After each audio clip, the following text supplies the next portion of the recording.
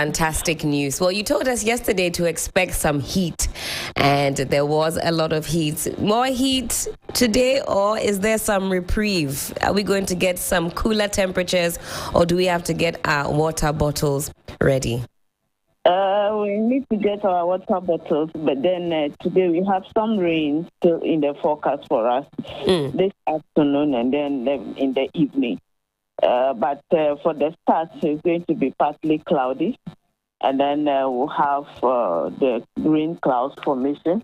Then later on, we have it coming, but it's not possible for every area to have. The areas that we are looking at for today is those of us around the Ashanti, eastern part of Volta region. Greater Accra, it's likely we may just see the clouds, but then we may not get the rain because we are having lower probability in terms of rain for today.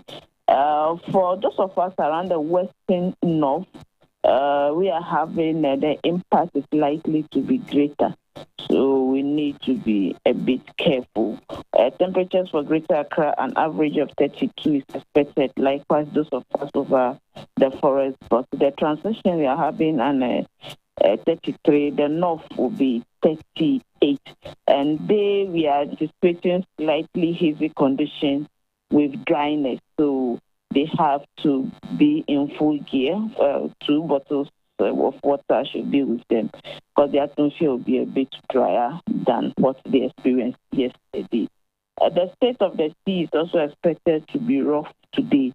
So fisher folks have to be extra careful. The water lake this morning cool for fishing. Likewise in the evening, but the afternoon we expect some rain and thunder cloud formations over the Kwame Dam. So Bon Akosombo area down to the Volta part of the Volta lake. So they also have to be a bit careful. The impact will not be that great, but they just have to be careful when they are on it. So in a nutshell, this is how we are expecting it to be today. Thank you so much for that, Felicity, and for that very comprehensive update. I know that if anything changes, you will let us know. Yes, we will definitely let you know. All right. Have a fantastic day. The same to you. And that was Felicity Ahafianyo, chief forecaster at the Ghana Met. It's still going to be quite warm, quite hot. Make sure you stay hydrated. Some rain, she said, could be expected. Volta Lake, not too stable this morning. Fisher folk, do beware. A lot coming up this morning, as I mentioned, on 3FM Sunrise on 3FM 92.7. Very shortly, we'll get into the news review. I'm here with the one, the only, Mr. Sixtus Don Ulo. We're going to be reviewing what the dailies have to say this morning, all the topical issues right here on 3FM Sunrise on 3FM 92.7.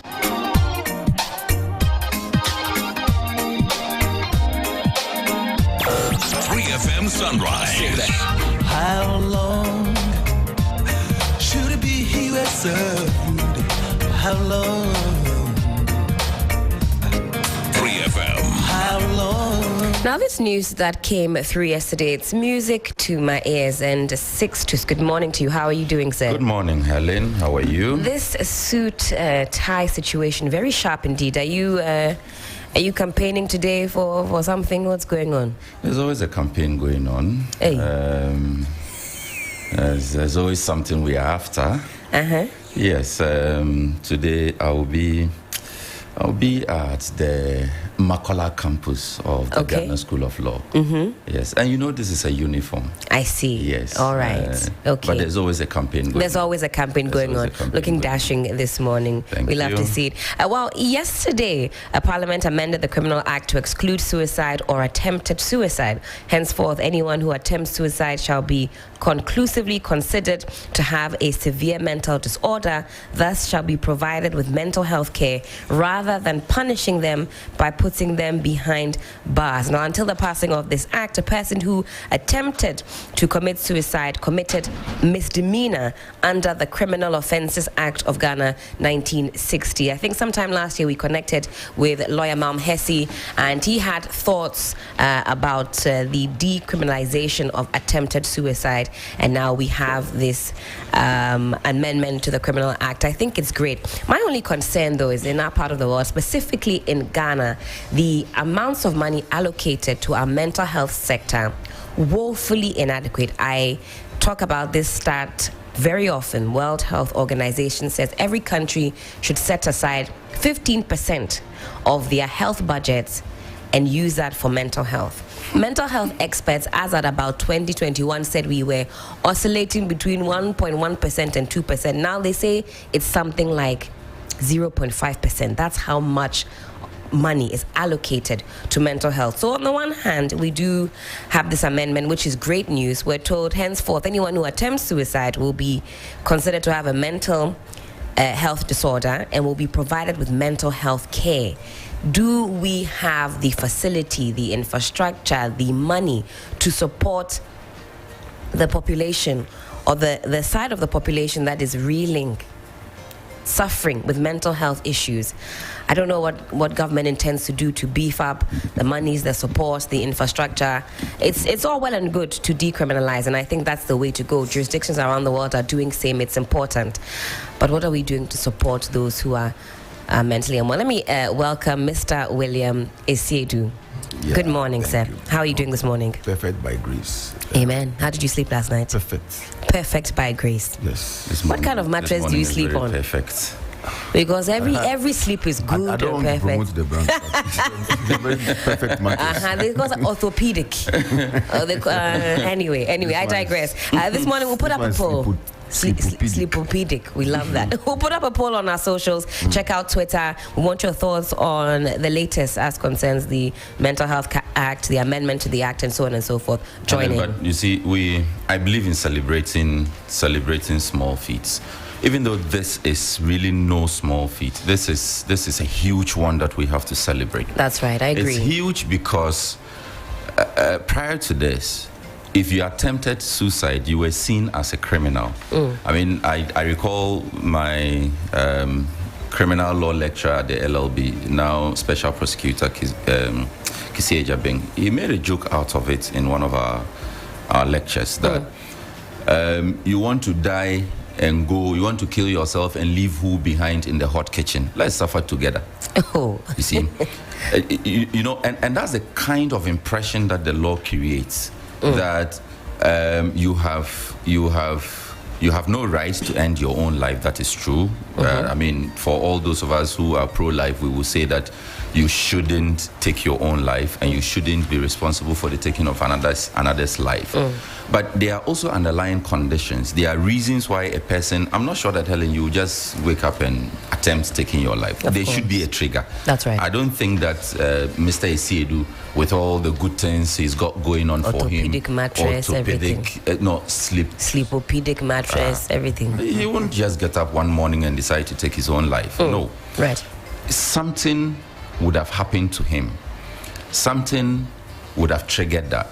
And so it is not proper to look at it from a criminal perspective, but to first of all begin to ask, what is wrong with this person? Does this person need help? So yes, we have budgetary constraints, challenges, and all of that. But in any case, in which sector in this country don't we have budgetary issues? But that shouldn't stop us from taking the step that we have taken or celebrating the feats that we have chalked. I think that it's a huge one. It's a huge one. We need to applaud Bernard, the honourable member who promoted this bill. It's a huge one. It's important. A step in the right direction. And if that promotes conversation about the way forward as concerns our mental health sector, I'm all for that. The unfortunate situations in Ankafol and Pantang, at some point we have to be very serious. The human resource, I mean, and Sixtus, on this one, some have argued that, well, you belong to the state. You are a property of the state. And so if you attempt to, remove some of that human resource, then governments will not take kindly to that. But at the same time, nobody, like you said, will wake up who's feeling great, enthusiastic and happy about life will decide to make such a drastic and permanent decision. So it's great. Yeah, but I think the social fabric of the country must be strengthened and kept, tight at all times. First, we used to have the extended family system that was taking care of a lot of us. Yeah. Aunties, uncles, brothers, grandmothers and grandfathers getting together to support everybody. Now we are losing it to this strict capitalism, nuclear family system where if you don't have it, you can't even ask anybody. So we are not able to create a system where we can even identify resources within our immediate environment to enhance our social functioning. And so people are always stressed out, and this leads to mental health. That's number one. And number two, the human being is healthy, totally healthy, if the body, mind, and soul together are all up and right. But here in Ghana, we concentrate on the soul, so a lot of people go to church. People go to the mosque. Others to visit where they want to visit or have to visit to get their spirit and souls happy. The body, when we are not well, we go to the regular hospital, and then we get help. Some even make the effort to go and do checkups. But when it comes upstairs, people don't want to go there. When somebody has something to do with the mind, I don't know how that happened, but it has a historical background where in the past, history will tell us how people with mental challenges were treated. I mean, the treatment, they had to even cut your head. That's how bad it was. So the whole thing put some stigma, or if you like, some darkness around the mental health space, so that anybody who expressed anything that society thought was abnormal, was treated as an outcast, and that led to a lot of, and even when the churches came in to help, they were chaining.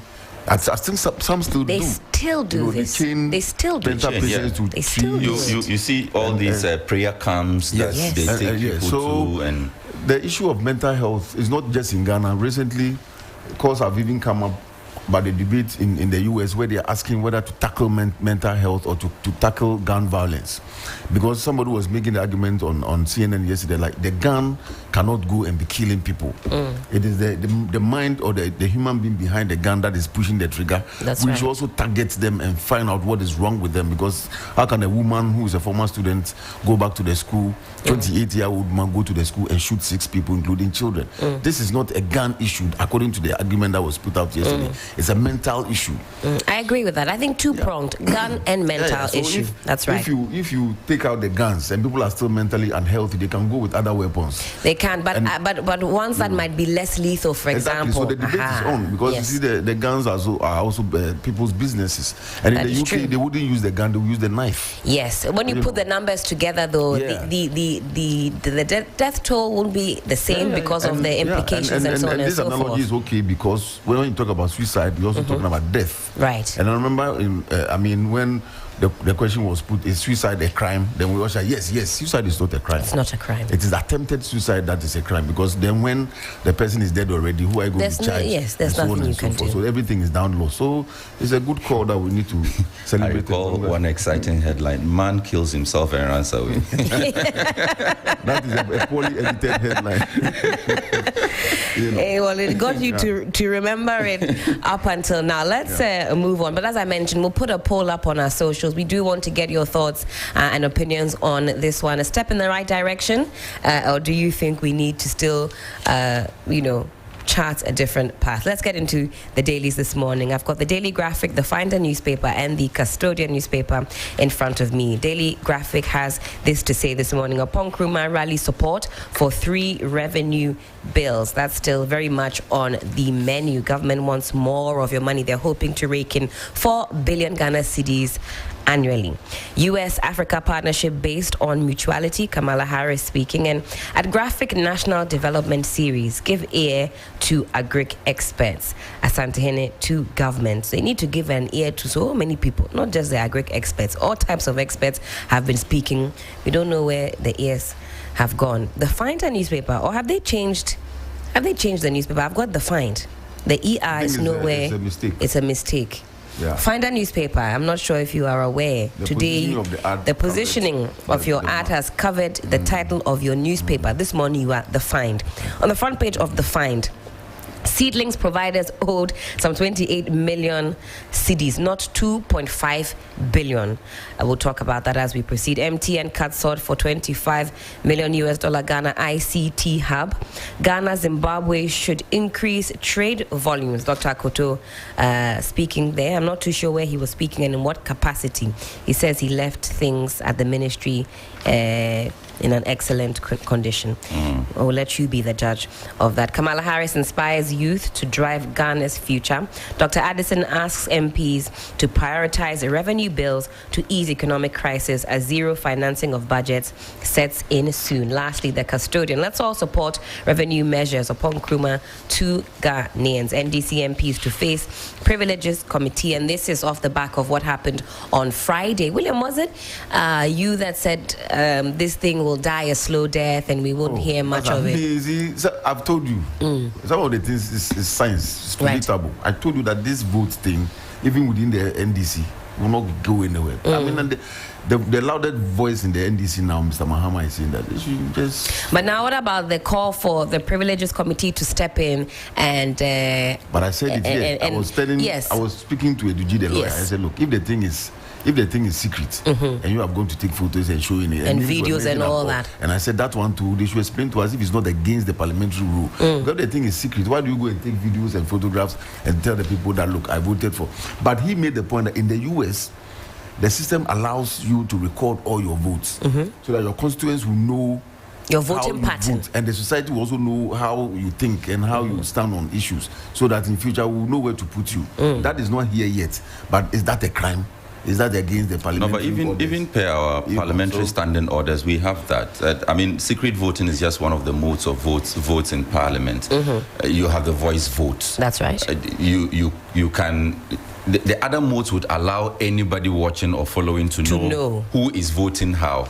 Except, of course, in the case of the US, they would mention your name, you would rise to the voting booth, and your vote is publicized. Everybody in the house knows. Your constituents would know. So the only problem here would be that in this particular instance, it was strictly a secret vote. Right.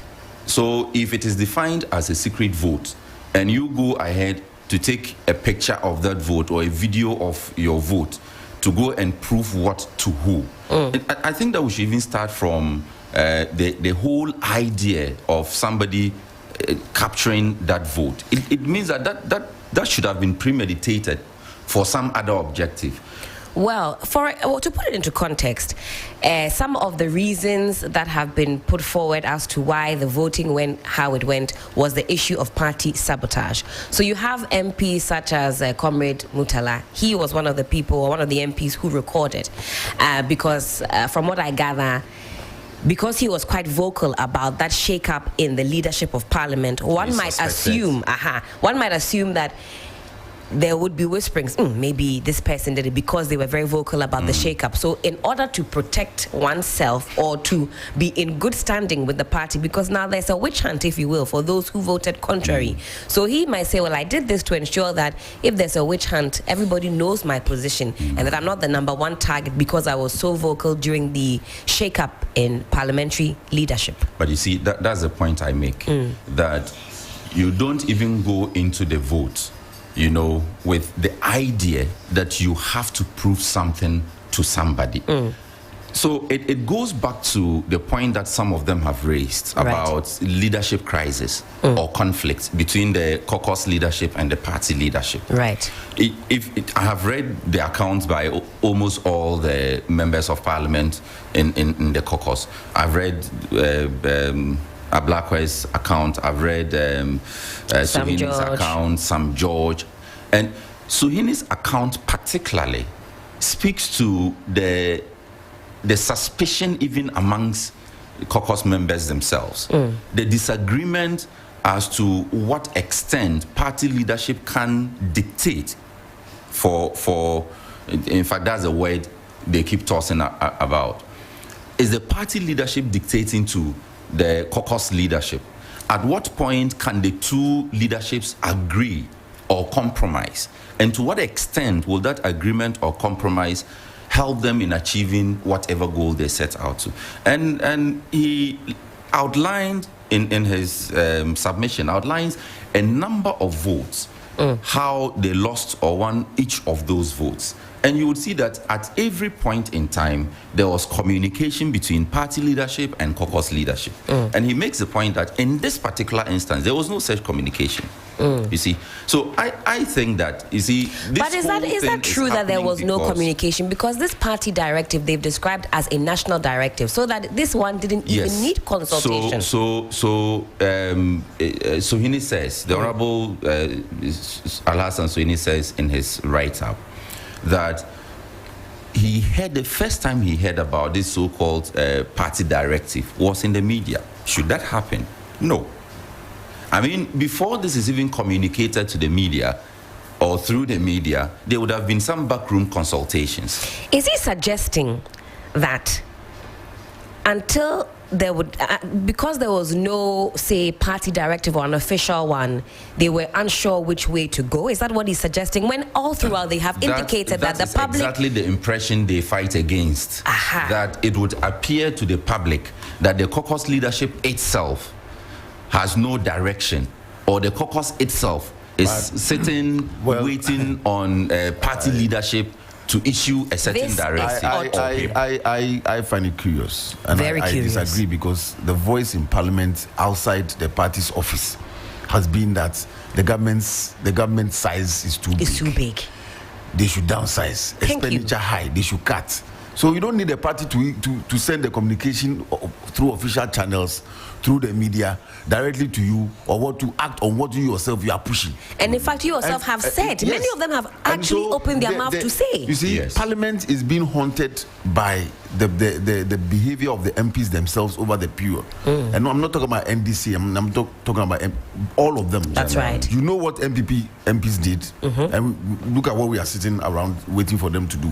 They said they would do A, they have done B. NDC at a point said they were going to do A, they've done B. Now, so they are haunted by a lot of things. So people are now forced to come and show their face that, look, this is what I did. Yeah. And I'm going by the calls that we made, including myself, not even the party. All of us made this. I voted in line with what we were saying to prove a point. And secondly, to also, if you like, cement their credibility. Because I remember one of them said she did that to, protect her credibility or credibility. Yes. Yeah. So the point about the party telling you or not telling you, it is neither here nor there. First, you are in Parliament on the ticket of the party. But as soon as you enter Parliament, you are there for the benefit of the constituents. So whatever you are doing, you must have. Yes, you must have both interests at heart. So you decide and you decide. And me, I'm looking at the standing orders of Parliament. Do they allow for video or photo evidence of voting and a secret vote? If yes, then that's, if it's no, what's the punishment? So that we move forward. Other than that is why this has to be referred to the Privileges Committee. Exactly. And you see, if the House of Legislature itself cannot set a good example in matters of election, then we are doomed. This is true. Because that example has to come from the leadership, that it is offensive to take a picture or a video of your vote to go and prove whatever to whoever for whatever gain or benefits. That point should be made very clear and strong. I don't think that we should mince words or make excuses. We shouldn't. We can understand the psychology behind it, but the rules are the rules. And it's not just about the NDC. Yes, the rules are the rules. It's not just about the NDC. Same thing has happened. Remember when the MPP lost the speakership election? Yeah. The same argument. Yeah. Suspicion, betrayal. Then we had names, they were mentioned. And in instances like that, they begin to suspect people who probably had disagreements, like the case of the Honorable Motala you just cited. Yeah. So I don't think that it is the way to go.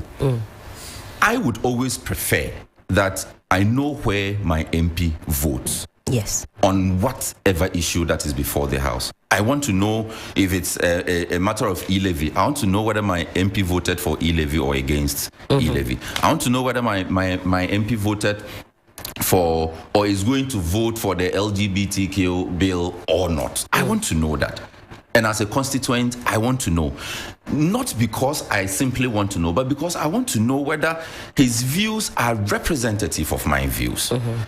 First of all, do they organize any town hall meetings to engage on the issues before coming to vote? on this matter of the downsizing government. We know it's a clarion call. Even the ordinary Ghanaian has complained. Government wants the ordinary Ghanaian to tighten his belt, but is government taking the appropriate steps? So how many members of parliament outside of the party whip system went back to the constituency to tell the people, ask the people, where do you want me to vote in this matter? Do you want more ministers appointed? Should we vote down these people?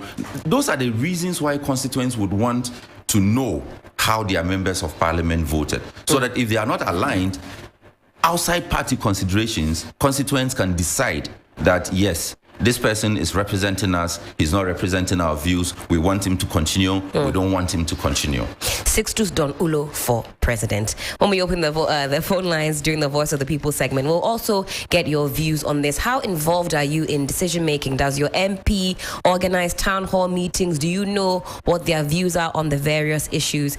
Also connect with us on our socials. We're very curious to find out how involved you are in your own constituency. But gentlemen, what do we have on the front pages, please? The Republic Press serving the Republic. I like NDC, the way you went slow. Yes, because of the L and the R. Perfect. NDC crisis worsens as Pontius Pilate MPs wash hands of MPP ministers. Backbin slams US VIP over Ghana's LGBT stance. And Kumeu MP dead. MPP flags fly at half mast. And we're talking about the late Philip Atta Baswa of Kumeu. May his soul rest in perfect peace. And on the front page of the Ghanaian Times, Harris addresses youth at Black Star Square. US commits to fast-tracking African innovation for economic growth. And MTN cuts sought for construction of 25 million Ghana ICT hub. VIP others mourn late Kumeu MP. That's Philip Atabaswa. Ghana joins Atlantic Cooperation as founding member, according to the president. Then on the back page of the Ghanaian Times, Black Metals seal Morocco 2023 qualification. That's it for the Ghanaian Times. On the front page of the Daily Guide, 8 perish in Oti River accident again. Again. For how long? We're told the canoe was full, weather was bad, no life jackets. Does that sound familiar to you? But there are never any life jackets. NADMO swooped in, they say they will. And how many times have we heard that? Anyway.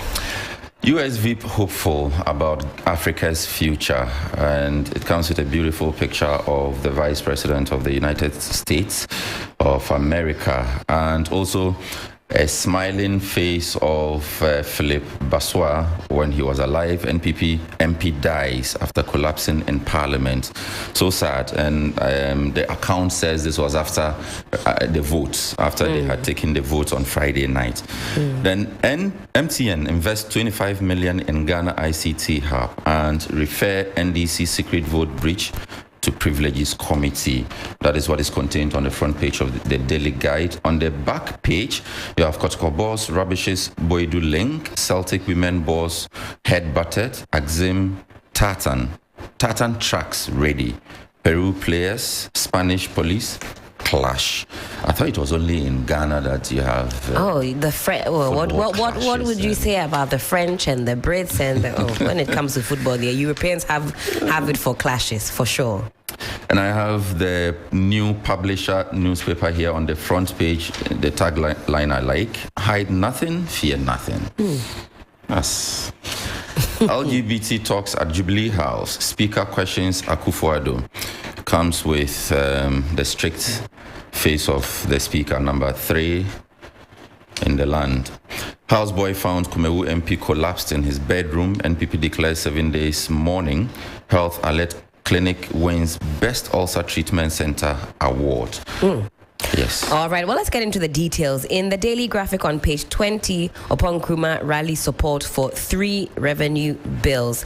I do also have to mention that Johnny's Bites will not be going ahead today. Johnny is a little bit under the weather. We're sending thoughts and prayers his way. We're sure he'll be back on his feet very shortly. We said we were going to have, was it Godwin's Bite yesterday? He chickened out, but maybe we'll have Sixtus Bites or William's Bite. I'm interested in hearing Mr. Isiedu's bite. There should be a female voice. we'll think about that. Yeah. Well, the Minister of Information, Kojo Oppong-Nkrumah, is rallying national support from all stakeholders to help pass the 3 revenue bills before Parliament. Before the House rises on Friday. The government is hoping to rely on the bills to raise about 4 billion Ghana cedis annually from the Growth and Sustainability Levy Bill, the Income Tax Amendment Bill, and the Excise Duty Amendment Bill to shore up domestic revenue flow. Mr. Oppong-Nkrumah stated that it was a dicey moment for the country, which required that all hands were put on deck, regardless of our differences in quote, to get the 3 revenue measures passed. The minister told journalists in Parliament yesterday that the country was at a critical point to close the final locks of the country's economic recovery program to secure the IMF board approval as quickly as possible. So, Minister of Information says he's rallying national support, that we need to throw our weight behind these 3 proposed bills so we can rake in some cash and secure an IMF deal, which now we're still waiting on. Let me add this one to it. China pledges support for Ghana's debt restructuring. China has pledged its support to the debt restructuring program of Ghana, saying it would help the country seek debt servicing relief. China's finance minister, Liu Kun.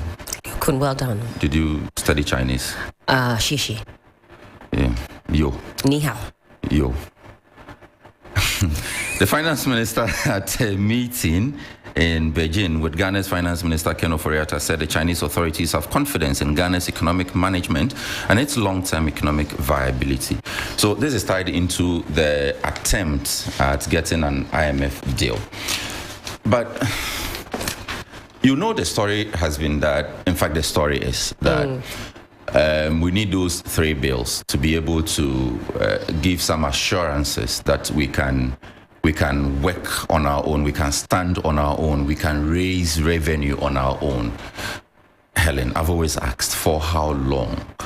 For how long do we have to keep on proving that we can do these things by ourselves? I mean, 4 billion Ghana cedis annually. I am part of a group, CSO group, that's Tax Justice Ghana. And we have always decried the leakages in our revenue mobilization, collection. At every point in time, you can tell how much we are losing, and it is more than what we are hoping to raise from these 3 bills. So, for how long are we going to, turn a blind eye to the things that should stop the leakages? Yes. Now, don't quote me on this. I don't have my notebook as yet. But between 2015 and 2020, we're told that tax irregularities amounted to some more than 8 billion Ghana cedis being lost. Yes. If you take the Auditor General's report year on year, compute all of that, and you see how much we have lost in 3 years. It is more than this. The amount we are hoping to raise from these 3 bills. So it's as if it's almost always as if we are only interested in taxing because it is the easiest way to go. Even in taxing, the question has always been raised about the other rich areas or easy areas that we could tax, and we are turning a blind eye. Property tax. William will tell you, a friend of his wanted to pay property tax and was quoted a figure that even he couldn't believe. He said, is this how much to pay? No, go back and assess. Go back and assess. We're often told by officialdom, we don't even pay that much tax. They'll juxtapose us against different countries. Whose fault is that? But this 4 billion in terms of dollars is just about $300 million. And for a country... Cedis. 400 million cedis. No, it's quoted in dollars. Yes. No, here they say it's 4 billion Ghana cedis annually. Ghana cedis. Annually, yes. So that's about just about 300 million. And that's no money for the government to go around begging us to allow the government to tax us again. But the government is being bitten by its own, if you like, teeth. Let me put it that way, because it's the same government that came and said they were not going to tax us anymore. They were going to reduce the tax, levels, taxation to production, and then it is lazy approach. You just tax the people when you want to develop a country. So what they are going through is suffering from their own shadows, and this is a warning to politicians when they want to come into power. If you don't know the space, don't talk too much, because you need the goodwill of the people to continue to govern. And these are some of the areas that you need to consider when you are making your pronouncements on the political platform. Now we're looking for only 300 million, and I ask myself, people like the Amazon boss Jeff Bezos and Zuckerberg and Elon Musk and co. Look at the amounts of money they have. Just yesterday, I was reading that the family of the family that owns this brand, Red Bull, they're making so much money as just a family. So how come as a country we are struggling to raise 300 million cedis? And over the last couple of years, the family wealth has increased to about $7.9 billion. So that's double what we need as a country to even get on our feet. And you check Elon Musk, how much is he worth? 200 or so, 100 over hundreds of billions. Let me put it that way. So sometimes I wonder how individuals, single persons, are able to make money and run their empires to have such amount of money. Some people even buy islands. These are individuals. And as a country, with all the resources, we are crying to the whole world that we want to raise $300 million so the people should continue to suffer under taxes. There's something wrong. If the information minister is asking, yes, we hear him. But the businesses are also crying. Guta is up in arms against the government, saying, look, the taxes are too many. Too many. Because look, yes, just yesterday we were hearing that the Bank of Ghana had increased the base the policy rate to 29.5 from 28, and that is going to hit the interest rates. Correct. The exchange rate is not doing any better. This morning in fact, just before we went to bed, it was around 12.5 or so against the dollar. So nothing is really good for you to be pumping more taxes on us and pushing the business community to the wall. How do you expect them to even create the employment? Because you also came and said you were going to increase employment, cut unemployment. The private sector is helping you to cut unemployment by expanding, and you're also strangulating them. So imagine that there's a freeze on public sector employment. The private sector is also not producing and expanding. It's not producing and expanding. Yes. There's no room to employ in the private sector. Then that's a national security threat. What happens to the so many who are graduating? Answer to that question is national security. And this national security minister has said it himself. Correct. That the growing unemployment among the youth is a threat to the security of this republic.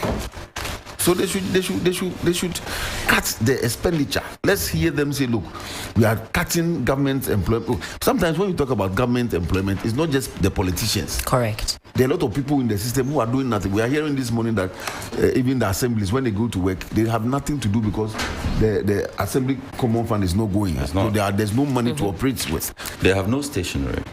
That's the point, because he goes to work and it's just, and at the end of the month we pay them.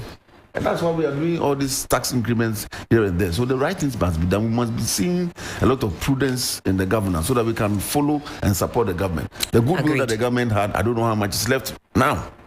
If you were to assess it, it's dwindled by what, 90%? I haven't done the assessment, but if you were to do guesswork, take a hot guess. This one, we have to go out and this is not guessable. This is not guessable. I agree, actually. I concede. Green Ghana Project government owes seedling contractors some 28 million Ghana cedis. It's some 3 minutes to the top of the hour. Sani is here, and we have business news coming up at 7. But very quickly, the Ministry of Lands and Natural Resources has debunked claims that the ministry owes some seedling providers in the country over 2.5 billion under the Green Ghana projects for the years 2021 and 2022. Admitting that the ministry was indebted, a Deputy Minister of Lands and Natural Resources, Benito Osu, confirmed the amount to be about 28 million. So he says it's not 2.5 billion. They only owe 28 million. So not 280 million. No. But 28 He said million. 28 million. So they said they owe, but it's not 2.5 billion.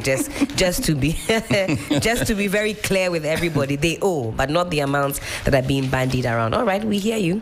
Thank you for that. Helen, let me leave you with this. Sure. I'm so fascinated by catchy headlines. It says, mining pit swallows 2 women. The pit has swallowed them. Oh.